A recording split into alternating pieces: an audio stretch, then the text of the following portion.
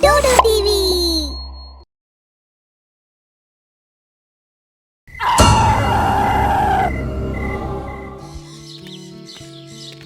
पिपल गांव में एक चंचला बेकरी की दुकान खुल गई। उस दुकान में एक बेकरी वाली औरत रहती थी। वह बहुत सुंदर थी। उसे देखकर लोग उसकी तरफ मोहित हो जाते थे। अरे चंचला, तुम्हारे बेकरी का तो जवाब ही नहीं। कल ही मैं तुम्हारी बेकरी से 2 किलो खारी ले गया और उसका टेस्ट इतना अच्छा था, कल ही उसे खत्म कर दिया। मुझे आज भी 2 किलो खारी दो ना, और 2 किलो बटर भी देना।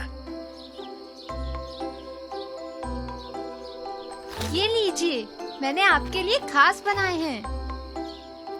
सामान लेकर बिरजू घर चला जाता है और अपनी बीवी से कहता है, ये लो, आज मैं 2 किलो खारी और बटर लाया हूँ। मुझे तो लगता है आप पागल हो गए हो। कल ही तो आपने 2 किलो खारी खाई और आज फिर से 2-2 किलो ले आए। अगर इतना खाओगे तो बीमार हो जाओगे। नहीं, बीमार नहीं होऊंगा। तुम भी खा के देखो कितनी स्वादिष्ट होती है ये। जाओ जल्दी से मेरे लिए चाय बना के लाओ। नहीं, मुझे नहीं खानी, आप ही खाओ। और वो उसके लिए चाय बनाकर देती है। देखते ही देखते बिरजू पूरी खारी बटर खा जाता है। उसे देख बिरजू की बीवी हैरान हो जाती है। दूसरे दिन सुबह बिरजू कहता है, मेरा पेट थोड़ा खराब हो गया है। और वो अपनी बीवी से कहता है, सुनती हो, मुझे लगता है मेरा पेट थोड़ा बढ़ गया है। शायद कल ज्यादा ही बटर खा लिया। थोड़ा घूम के आता हूँ। ये कहकर वो गांव घूमने जाता है। उस गांव में सभी लोगों के पेट बाहर दिखाई देते हैं। घूमते घूमते बिरजू फिर से चंचला की बेकरी की तरफ जाता है और चंचला से कहता है, अरे चंचला, इतनी स्वादिष्ट खारी बटर खाकर मेरा तो पेट ही बाहर आ गया, लेकिन मेरा मन अभी तक नहीं भरा। मुझे आज भी 2 किलो सब दे दो। हाँ हाँ, क्यों नहीं, ये लीजिए, आपके लिए खास बनाए हैं। मुझे पता था आप जरूर आओगे। बिरजू फिर से सब लेकर घर आ जाता है। अरे, आप बाहर घूमने गए थे, फिर से ये सब क्यों लेकर आ गए? पहले ये सब खाकर आपका पेट बहुत बाहर निकल आया है। आज मैं आपको ये नहीं खाने दूंगी, नहीं तो आपको हॉस्पिटल जाना पड़ेगा। और बिरजू गुस्से से अपनी बीवी से कहता है, जाओ मेरे लिए चाय लेकर आओ। जितना कहा उतना सुनो। बिरजू की बीवी चाय लेकर आती है और बिरजू सब खा जाता है और अपने रूम में सोने के लिए चला जाता है। बिरजू की बीवी अपनी सहेली कांता के घर जाती है। उसे परेशान देखकर कांता उससे कहती है, क्या हुआ? तुम इतनी परेशान क्यों हो? और बिरजू की बीवी कांता को सब बताती है। ये सुनकर कांता भी उससे कहती है कि उसके घर भी ऐसा ही हो रहा है। दोनों मिलकर गांव की बाकी औरतों के घर जाती हैं और सभी औरतें इसी कारण से परेशान दिखाई देती हैं। पहले तो हमारे गांव में कभी ऐसा नहीं हुआ। मुझे तो उस बेकरी वाली चंचला पर शक हो रहा है। हमें उस पर नजर रखनी चाहिए।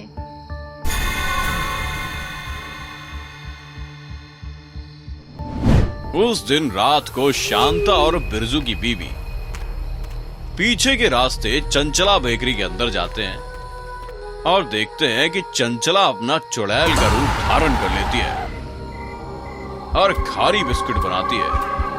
अपने खारी बिस्किट बटर पर जादू से नशीली दवाएं छिड़कती है। ये देखकर दोनों गांव की सारी औरतों को जमा कर गांव के एक बड़े पंडित के पास जाते हैं। ओम सिम होम क्रीम श्रीम चामुंडाय विच्चै। ओम सिम होम क्रीम क्रीम चामुंडाय विच्चै। ओम त्र्यंबकम यजामहे। और उसे सारी बात बताते हैं। पंडित सबको एक पुड़िया में राख देता है और एक छोटा पानी का लोटा बिरजू की बीवी को देता है, जिसमें जादुई पानी होता है, और कहता है कि रोज इस राख को अपने दरवाजे की दहलीज पर लगाना है, ताकि घर में आने के बाद लोगों पर से चुड़ैल का असर खत्म हो जाए। और ये पानी तुम्हें उस चुड़ैल चंचला को अगले हफ्ते पिलाना है, ताकि वो इस लोटे में कैद हो जाए। सभी औरतें वैसा ही करती हैं जैसा पंडित ने कहा। 5-6 दिन चंचला की दुकान पर एक भी आदमी नहीं जाता। उस कारण चंचला परेशान हो जाती है। उसे देखकर कांता कहती है, अरे चंचला, क्या हुआ? क्यों परेशान हो? अरे 1 हफ्ते से मेरी बेकरी पर एक भी ग्राहक नहीं आया। क्या हुआ सबको? अब तुम्हारी बेकरी में कोई नहीं आएगा। बिरजू की बीवी पूरे गांव को चाय बनाकर पिला रही है। ना जाने चाय में क्या डालती है। इतनी टेस्टी चाय तो पूरी शहर में कहीं नहीं बनती। चाय तो लोगों के मुंह से छूटती ही नहीं।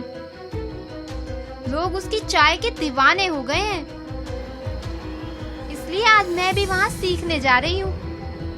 चलो तुम भी देख लो कैसी है चाय। ठीक है, मैं भी देखती हूँ कैसी है चाय। कांता चंचला को लेकर बिरजू के घर जाती है। बिरजू की बीवी पंडित ने दिया हुआ पानी का लोटा उसे देती है और कहती है, ये लो पानी पी लो, मैं तुम्हारे लिए चाय बनाती हूँ। और चंचला जैसे ही पानी पीती है वो चुड़ैल बन जाती है और उस लोटे में कैद हो जाती है। इस तरह बेकरी वाली चुड़ैल से गांव के लोग बच गए और उनका पेट भी कम हो गया। तुम्हारी आंखें कितनी सुंदर हैं। लगता है मुझे तुमसे प्यार हो गया। अच्छा, अब क्या ख्याल है? सर्दियों का मौसम था और मनाली में होती बर्फबारी का आनंद लेने के लिए एक प्रेमी जोड़ा पहुंचा। इंदौर के रहने वाले इस कपल के बीच बहुत प्यार था। कितना मजा आ रहा है ना सिमरन, है ना? तुम्हें काम से फुर्सत कहाँ मिलती है? मैं तो कब से कह रही थी कहीं घूम कर आते हैं। एक दूसरे पर बर्फ फेंकते हैं थोड़ी देर। मैं तो थक गई यार, चलो होटल वापस चलते हैं। मैं भी थक गया और भूख भी लग रही है। दोनों होटल आ जाते हैं। लिफ्ट में उन्हें एक सुंदर लड़की मिलती है। राहुल और सिमरन दोनों उस लड़की को बहुत गौर से देख रहे थे। कुछ ही देर में वे दोनों अपने कमरे में पहुंच गए। वो लिफ्ट वाली लड़की तो कितनी सुंदर थी ना, है ना? हाँ, तुम्हें तो बस मौका चाहिए। लेकिन मुझे उस लड़की को देखकर किसी की याद आती है। किसकी याद? सिमरन शीशे के सामने बैठकर अपना मेकअप ठीक करते करते, एक बहुत सुंदर लड़की की। बात कुछ साल पहले की है। गंगा नदी के किनारे बसा एक सुंदर शहर था, जहाँ मेरी माँ का बचपन गुजरा। इसी शहर में रहने वाले एक लड़के का नाम था विक्की। भाई, लगता है यार मैं ना सिंगल ही रहूंगा। अरे पगले, तुझे छोड़ा ना कर, तेरा भाई है ना। तू क्या करेगा? तू बनेगा क्या मेरी गर्लफ्रेंड? ओह नो, मैं नहीं। ये देख, ये ऐप करेगा। या ना तेरा भी मैच किसी ना किसी लड़की के साथ हो ही जाएगा। दोस्त की बात मानकर विक्की ने ऐप डाउनलोड कर लिया और 2 दिन बाद ही उसका मैच बहुत ही सुंदर लड़की से हुआ। भाई, मैच हो गया, ढेर सारी बातें भी हुई। कल हम दोनों ने मिलने का प्लान भी बनाया है। शानदार यार, अब तू भी कमिटेड बॉयज क्लब में शामिल हो गया है। विक्की बहुत एक्साइटेड था। वो उस लड़की से मिलने गया। कुछ देर बातें करने के बाद दोनों ने साथ में खाना खाया। फिर दोनों विक्की के फार्म हाउस के लिए निकल गए। तुम बहुत सुंदर हो। मैंने कभी नहीं सोचा था कि तुमसे मिलूंगा। तुम भी मुझे बहुत पसंद हो। फार्म हाउस की खिड़की से वे दोनों हक करते हुए दिखाई देते हैं। कुछ समय रुककर एक जोरदार चीख। अगली सुबह विक्की की लाश फार्म हाउस से बाहर निकाली गई। पुलिस ने उस लड़की को ढूंढने के लिए बहुत मेहनत की, लेकिन कुछ हाथ नहीं लगा। फिर उस शहर में इसी तरह से 2 महीने में 28 मौतें हुई। शहर में चारों तरफ एक खौफ था। लड़कों ने घर से बाहर निकलना ही छोड़ दिया था। फिर एक दिन, देख भाई, मेरा मैच आया। कितनी सुंदर है लड़की। हम दोनों ने मिलने का प्लान बनाया। रोहन, शहर में एक डायन का आतंक है जो ऐसे ही लड़कों को फंसाकर मार डालती है। तू बच जा भाई। भाई, इतनी मुश्किल से तो तेरे भाई को ना किसी ने आई लव यू कहा है, और तू? और वैसे भी ये सब अफवाह ना मैं नहीं मानता। रोहन उस लड़की से मिलने गया। दोनों ने साथ में खाना खाया और फिर लॉन्ग ड्राइव पर निकल पड़े। एक सुनसान जगह पर गाड़ी रुकी।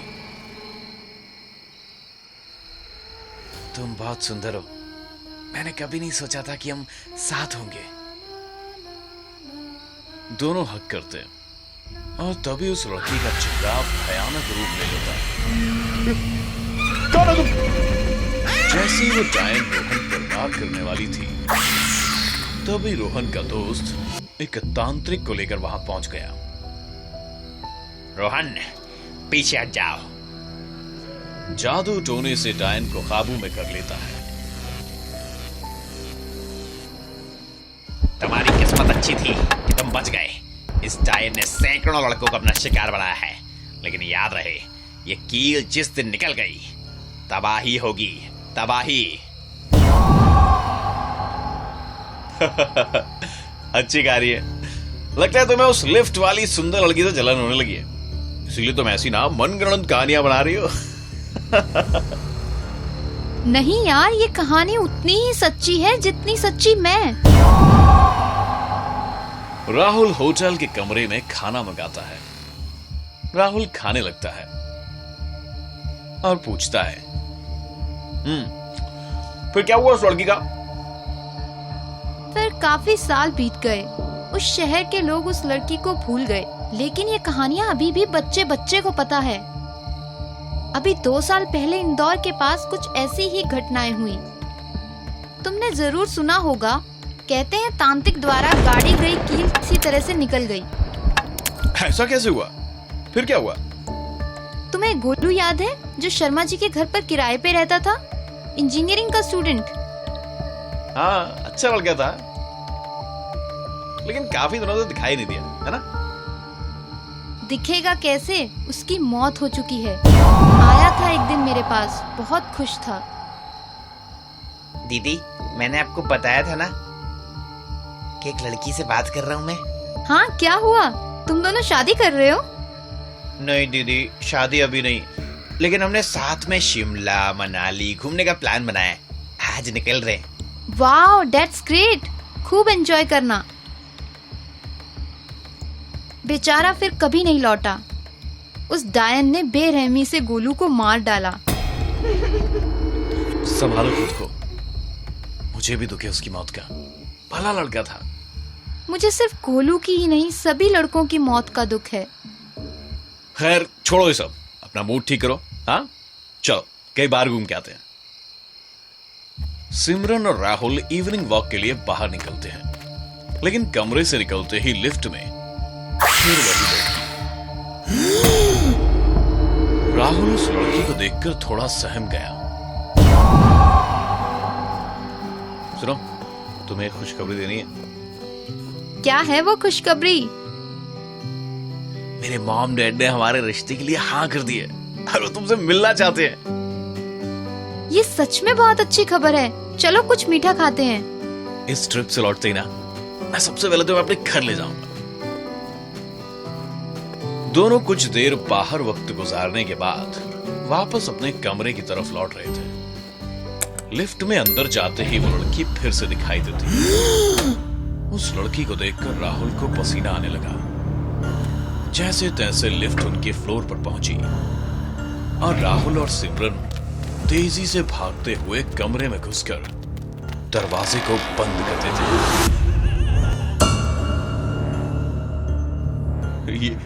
ये लड़की बार बार क्यों मिल रही है? कहीं ये वही तो नहीं? मुझे बहुत डर लग रहा है। अब मैं बाहर नहीं जाऊंगा। राहुल काम डाउन, ऐसा भी तो हो सकता है कि ये सिर्फ इत्तेफाक हो। सिमरन, जितनी बार भी हम कमरे से बाहर थे, हर बार मिली है वो। ये इत्तेफाक नहीं होता। तुम्हारी कहानी वाली लड़की का फिर क्या हुआ? क्या वो पकड़ी गई? पता नहीं, काफी समय से कोई मामला सामने नहीं आया। शायद किसी तांत्रिक ने वह कील उसके सिर में फिर गाड़ दी होगी, या क्या पता अभी भी किसी शिकार की तलाश में हो। जैसे तैसे सिमरन राहुल को शांत करती है। राहुल कुछ देर शांत होकर लेट गया और सिमरन उसके चेहरे पर प्यार से हाथ फेरने लगती है। तुम आराम करो, मैं ये मेकअप उतार लेती हूँ। लाओ, ये मैं करता हूँ। अच्छा जी, ये मेहरबानी क्यों? हम तो हमेशा आप ही की खिदमत में जनाब। मस्का। मेकअप साफ करते हुए, तुम्हारी आंखें बहुत सुंदर हैं। जी करता है इन्हीं में खो जाऊं। बालों में कंघी घुमाते हुए, तुम्हारे बाल एकदम रेशमी। कहते कहते राहुल कंघा सिमरन के बालों में चला रहा है, तभी कंघा बालों में फंस गया और जोर लगाने पर कील निकल पड़ी।